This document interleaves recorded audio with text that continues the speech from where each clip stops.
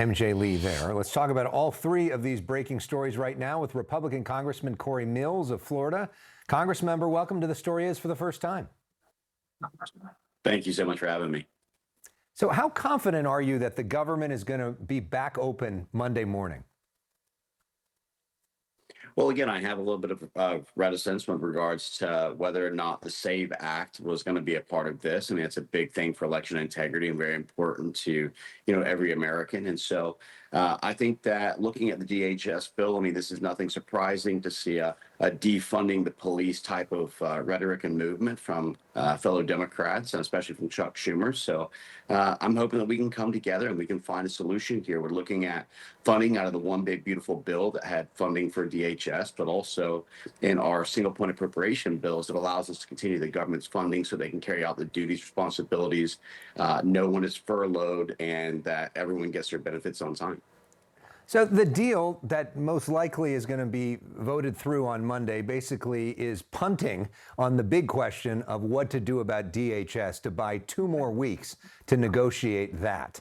How do you resolve that in 2 weeks? What does a compromise look like when, on the one hand, Democrats say they want to defund DHS and impeach Kristi Noem?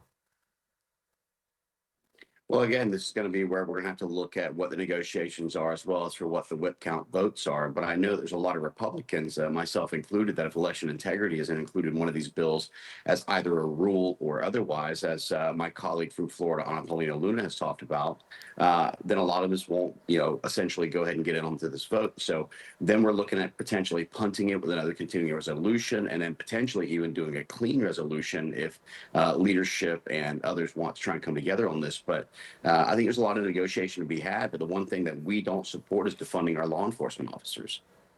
Is there any sort of changes in terms of ICE that you would support? Maybe not wearing masks or having to identify themselves, or some of the provisions that are being put out.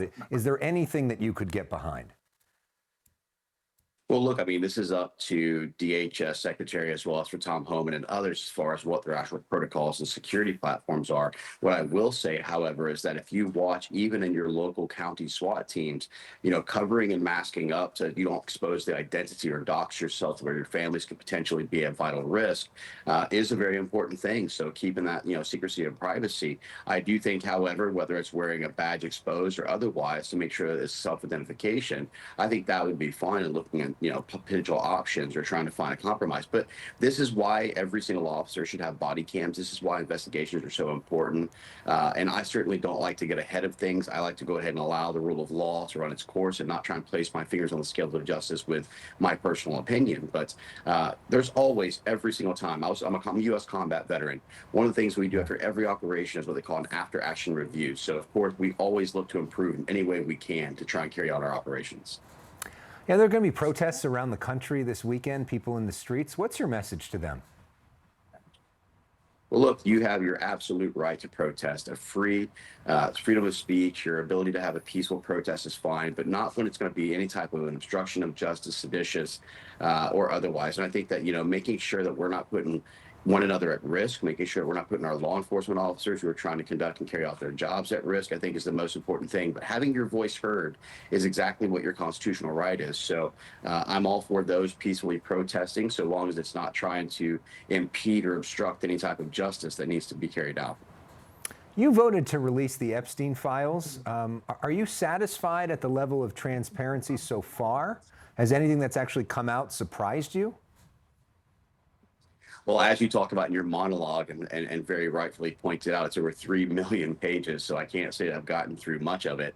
But I think that once we've been able to go through it and see what level of transparency there is, I'll be able to get a little bit better topic. I'm not one to try and get ahead of my skis on this, but certainly I think it's important that, we protect the victims who do not want to be outed. We do actually go after the accountability that's necessary.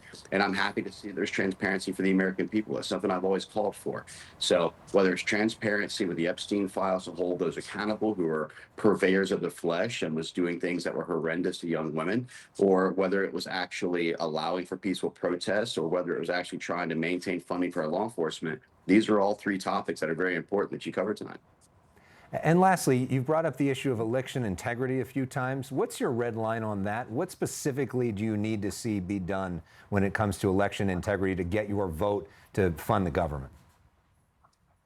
Well, look, I think if you look at the SAVE Act, I was a co-sponsor of this bill with my colleague from Texas, Chip Roy, who's running as Attorney General.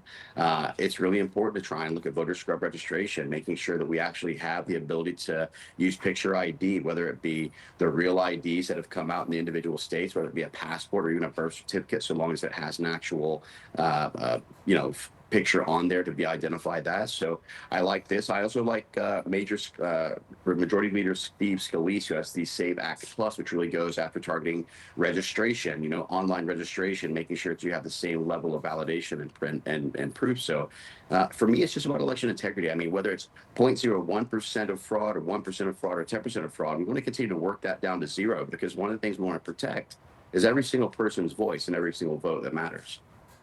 Cory Mills, Republican from Florida. Appreciate you staying up late for us on a Friday night. Thanks so much for being with us, and thanks for sharing your views. And thank you for serving our country. Thank you so much. God bless.